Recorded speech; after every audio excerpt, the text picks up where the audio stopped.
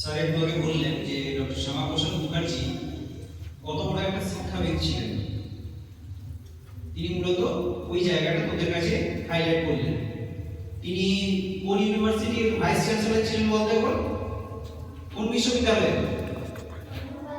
কলকাতা বিশ্ববিদ্যালয়। তিনি কলকাতা বিশ্ববিদ্যালয়ের সর্বকনিষ্ঠ উপাচার্য ছিলেন 1934 সাল থেকে 1938 সাল পর্যন্ত, 4 বছর। আমি তোদেরকে ডক্টর শ্যামাপ্রসাদ মুখার্জি তার যে তিনি কত বড় একটা রাজনীতিবিদ ছিলেন সেই সম্পর্কে দু চার কথা বলছি। তার আদর্শটা কেমন ছিল? তিনি হিন্দুত্ববাদে বিশ্বাসী ছিলেন এবং তিনি চেয়েছিলেন এক দেশ, এক বিধান এবং এক নিশান। এই যে কি বলবো এটাকে, তার এই যে মন্ত্রটা, এই মন্ত্রটা তিনি যতদিন বেঁচে ছিলেন ততদিন এই মন্ত্রটাকে তিনি প্রচারিত করে গেছেন। কি বলেছেন না, আমাদের একটাই দেশ হবে, দেশ ভাগ করা যাবে না।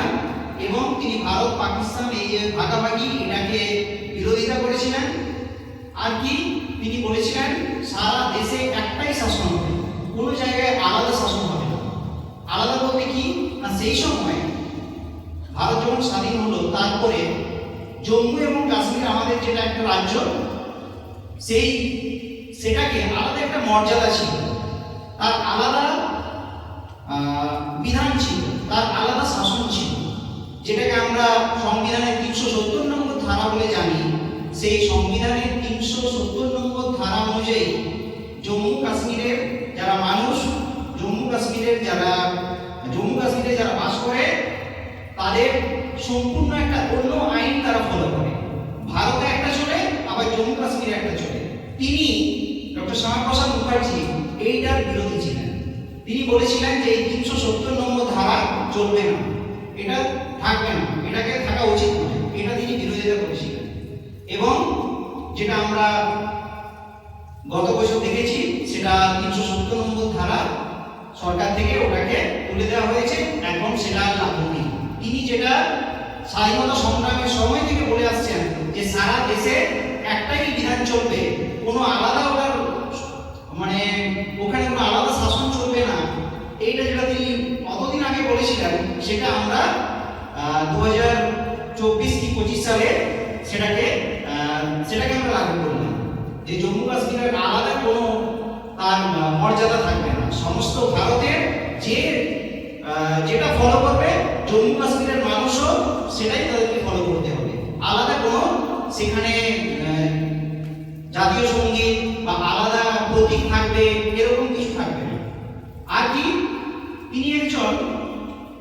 তিনি যখন আমাদের ভারত স্বাধীন হলো, ভারতের প্রথম শিল্পমন্ত্রী ছিলেন।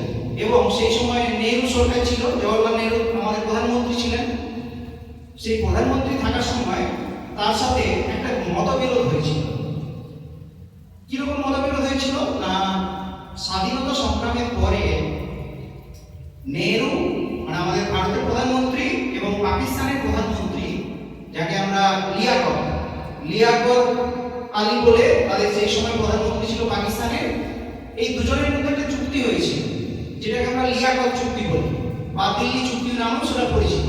এই চুক্তিটা তিনি মেনে নিতে পারেননি ডক্টর শ্যামাপ্রসাদ মুখার্জি। কেন পারেননি? তার এই চুক্তিটাতে কি ছিল? এই চুক্তিটাতে বলা হয়েছিল স্বাধীনতার পর যে সমস্ত ভারতীয় সংখ্যালঘু যারা আগে ভারতের বাসিন্দা ছিল কিন্তু এখন পাকিস্তান ভাগ হওয়ার পর পাকিস্তানে চলে গেছে এবং তারা ওখানে সংখ্যালঘু হিসেবে বসবাস করছে, মানে মোটামুটি হিন্দুরা, যে সমস্ত হিন্দুরা পাকিস্তানের এখন অধিবাসী হয়েছে, তাদের উপরে কোনো রকম অত্যাচার চলবে না।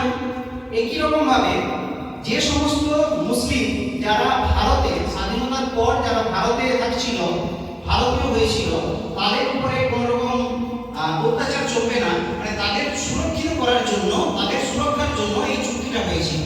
সংখ্যালঘুদের, ভারত এবং পাকিস্তানের যারা সংখ্যালঘু স্বাধীনতা লাভের পর তাদের সুরক্ষার জন্য একটা চুক্তি হয়েছিল, যেটাকে আমরা লিয়াকত চুক্তি বলি। এই চুক্তিটা তিনি বিরোধিতা করেছিলেন। তিনি বলেছিলেন যে শুধুমাত্র চুক্তির দ্বারা আমরা যারা হিন্দু তাদের যে সুরক্ষা সেটাকে আমরা সুরক্ষিত করতে পারবো না।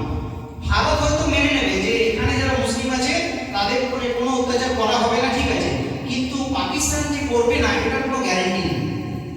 এবং আমরা পরবর্তীকালে দেখেছি পাকিস্তানে আমাদের যারা হিন্দু ধর্মের যারা মানুষ তাদের উপর অনেক অত্যাচার হয়েছিল, তিনি এইটার বিরোধিতা করেছিলেন। আরো বিরোধিতা করেছিলেন, যেটা বললাম বিপদের সম্মুখীন হতে হয়েছিল। সেই সময় জম্মু কাশ্মীরে যারা জম্মু কাশ্মীরের মানুষ নয় তাদের ওখানে ঢুকতে গেলে পারমিশন লাগতো। আমরা যেমন এখন পশ্চিমবাংলার মানুষ, আমরা যদি ঝাড়খণ্ডে যাই, বিহারে যাই, উড়িষ্যায় যাই, আমাদের কোনো পারমিশন লাগে না। আমরা আমাদের দেশ, সেখানে আমরা যে কোনো রাজ্যে আমরা যেতে পারি, কিন্তু সেই সময় ছিল না। এবং তিনি যখন জম্মু কাশ্মীরের এই যে তার যে মতাদর্শ সেই আদর্শগুলোকে প্রচারের জন্য যাচ্ছিলেন, তিনি বলছিলেন যে না, এই এয়ারপোর্ট চুক্তিটা করা ঠিক হবে না, বা এখানে 370 ধারা চলবে না। এটা যখন তিনি জম্মু কাশ্মীরে একবার প্রবেশ করেছিলেন তখন তার জন্য তাকে জেলে ঢোকানো হয়েছিল এবং তারপর কারাবাসে থাকার সময়, জেলে থাকার সময় তার রহস্যজনকভাবে মৃত্যু হয়েছিল। মানে খুব সম্ভবত এটা স্বাভাবিক মৃত্যু ছিল না, খুব সম্ভবত তাকে হয়তো হত্যা করা হয়েছিল, যেটা সবাই মনে করে। এই টাইপের তিনি একটা মানুষ ছিলেন, যিনি কি করেছেন, যিনি শুধুমাত্র একটা রাজ্যের কথা ভাবেননি, তিনি পুরো দেশের কথা ভেবেছিলেন এবং বলেছিলেন যে একটাই দেশ হবে, এখানে আলাদা করে জম্মু কাশ্মীরের জন্য কোনো বিধান, কোনো নিশান কিছু থাকবে না। তো এই হচ্ছে মোটামুটি যেটা আমি তোদেরকে বলছিলাম যে রাজনীতিবিদ হিসেবে তিনি কেমন ছিলেন। ঠিক আছে, এর আগে তোদের আমি ডক্টর শ্যামাপ্রসাদ মুখার্জি সম্পর্কে বাকি কথাগুলো বলেছি, এগুলো আজকে একটু নতুন বলে মনে হলো যে আজকে একটু অন্য কিছু বলি। রাজনীতিবিদ হিসেবে তিনি কেমন ছিলেন সেটা তোদেরকে বললাম। এরপরে আমি